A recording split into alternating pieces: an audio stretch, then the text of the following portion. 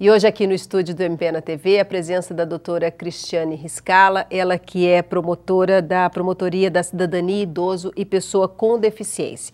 A gente vem falando aí a respeito da situação dos idosos, mas eu quero falar com a senhora a respeito de um assunto que eu sei que te incomoda demais, não só a senhora como todo o Estado, que são os trotes que são feitos para a sua promotoria. Como é que isso acontece, doutora? Como é que alguém perde tempo de fazer um trote para uma promotoria do idoso?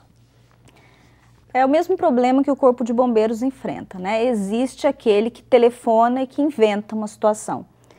E acontece o seguinte, houve um projeto da Secretaria de Direitos Humanos da Presidência da República que culminou no Disque 100, que é um telefone onde se centraliza todo tipo de denúncia relacionada a direitos humanos. Infância, em geral, direitos humanos em geral. Só que esse canal de denúncias, ele é anônimo. Que deveria ser para ajudar, né? Sim, ele é anônimo. Ele mantém o anonimato do denunciante.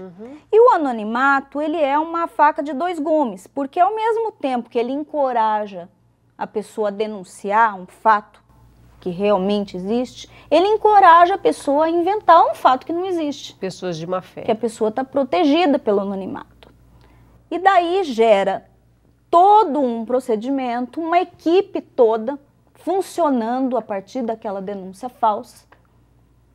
Né? Ele movimenta a máquina, então ele não prejudica aquele que ele denunciou falsamente. Isso acontece muito, doutora? Muito. Muito mesmo? É muito.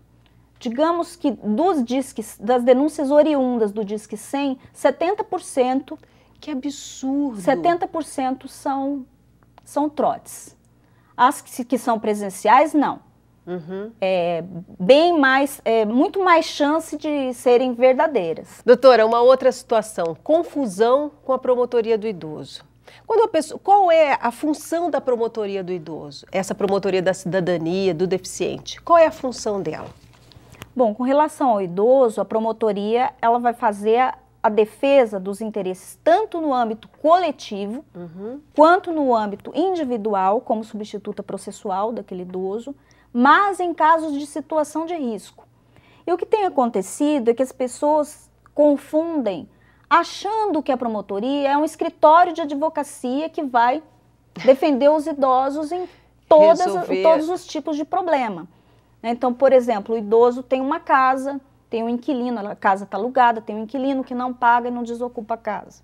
Ele vai lá para resolver. E a gente tem que explicar que essa não é a função da promotoria, que a função da promotoria é defender o idoso em situação de risco para assegurar o exercício de todos os seus direitos. Briga de família, quando se briga por uma causa, sei lá, indenizatória, qualquer coisa assim, isso não é coisa para promotoria. Não é para o Ministério Público. É um assunto que, por acaso, tem um idoso envolvido, mas não é um assunto diretamente ligado à condição dele de idoso. Resumindo, nem todo assunto que envolve idoso quer dizer que ele precise ir para a promotoria, né, doutora? Sim, ele tem outros meios de defender seus direitos, né? Tem o juizado especial, tem a defensoria pública, tem os núcleos de prática jurídica das universidades e tem o advogado, quando o idoso tem condições de contratar um.